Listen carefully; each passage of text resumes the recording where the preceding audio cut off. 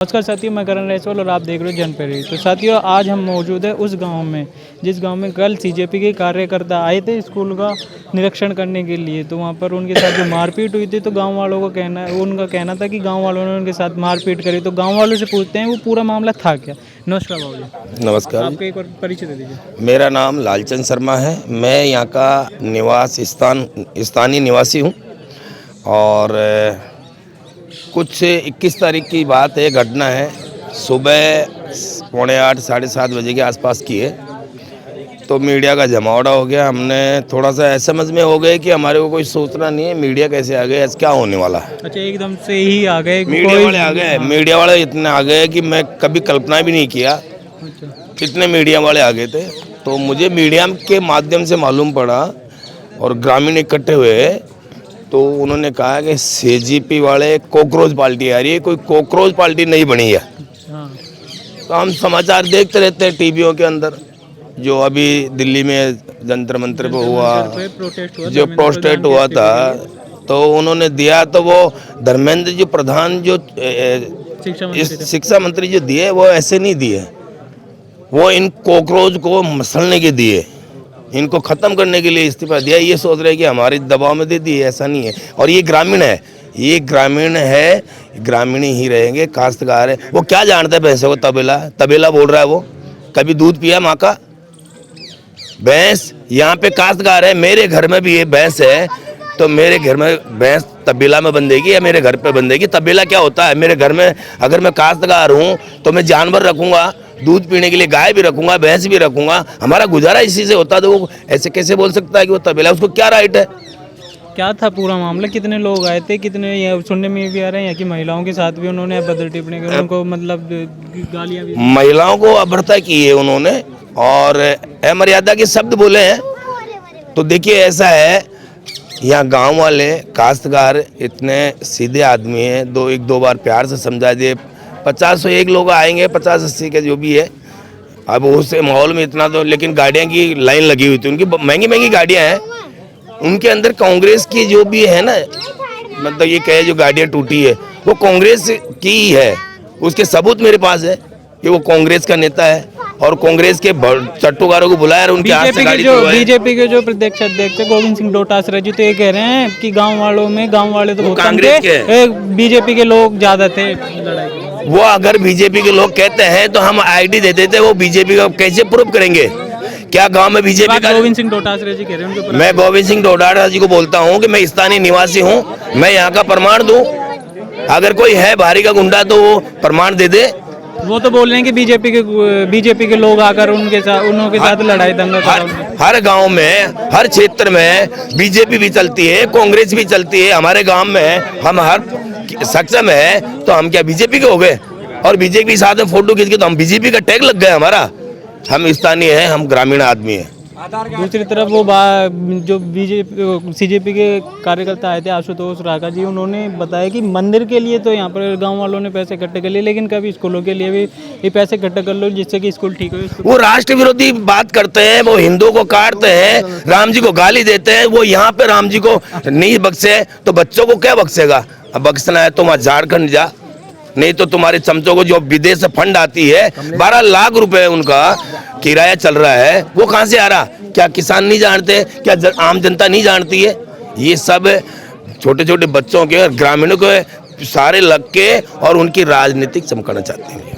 जो सीजेपी के प्रवक्ता हैं आशुतोष राका जी, वो कह रहे हैं कि हम मदन दिलावर का इस्तीफा दिलवाकर मांगेंगे अगर 24 घंटे के अंदर जो गांव वालों ने उनके साथ जो लड़ाई दंगे कर रहे हैं उनको जल्द से जल्द सजा नहीं मिलती है। तो ये तो मैं भी कह दूंगा।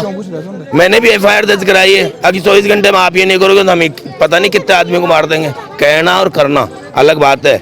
एक बार उनको क्या दिल्ली में क्या मिल गई विजय, उनकी पावर ही आ गई कि पूरी पावर।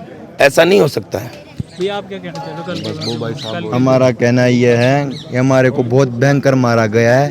रात 8:30 बजे यहाँ पर। क्या था पूरा मामला? कितने लोग उनके साथ आए थे और उन लोगों ने क्या क्या बोला? उनके साथ 150 लोग हैं बहुत भयंकर गंदी तरीके से मारा गया है। हमारी महिला और बेटियों जो हमारे साथ बिल्कुल खौफ से रहती थी, जो आज बिल्कुल डरावना महसूस करी है। रात को 8:30 बजे तक भी हमारे साथ गाड़ियों घूमी गई है। यहाँ से वीआईपी गाड़ी आई है, वो 10-15 चक्कर काटी और हमारी महिला को और हमें गालियों निकाली गई है, भयंकर वाली, जो हम सोच भी नहीं सकते।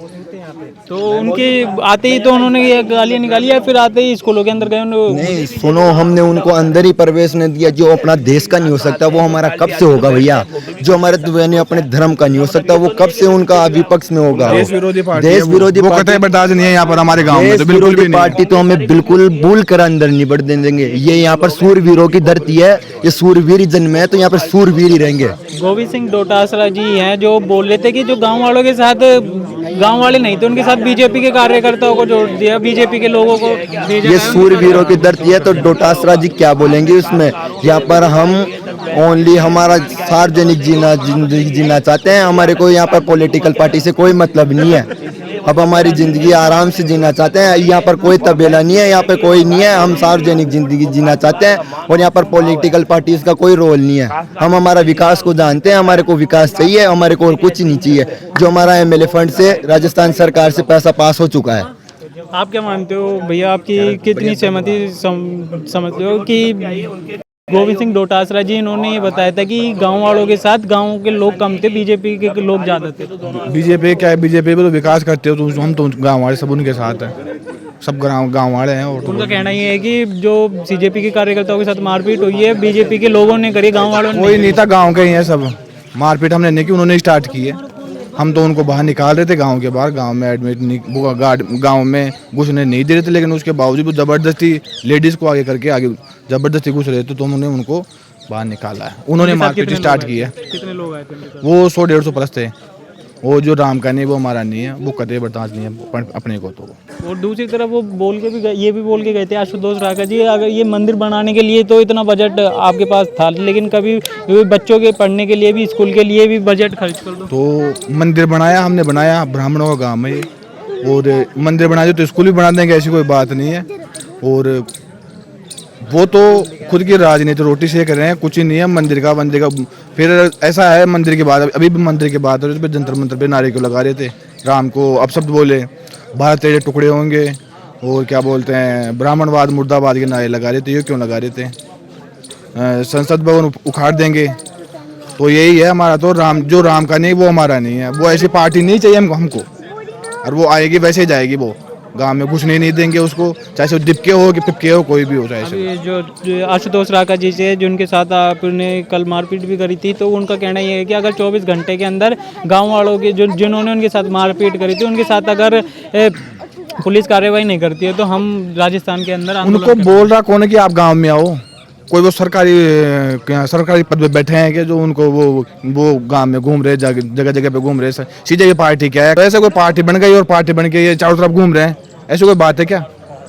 ये कुछ ही नहीं है, ये इनका मोटिव है और कुछ ही नहीं है। राजनीति रोटी सेकने आए हैं और कोई नहीं है। यहाँ पर पैसे पास हो रखे हैं, तो यहाँ पर आएंगे वो और बैठेंगे और बोलेंगे कि हमने स्कूल बनवा दी। उनके साथ कांग्रेस के भी आदमी आए थे, आपके गाँव के लोगों ने भी ये बताया? हाँ, कांग्रेस के आदमी हैं, उनके साथ कांग्रेस के आदमी थे।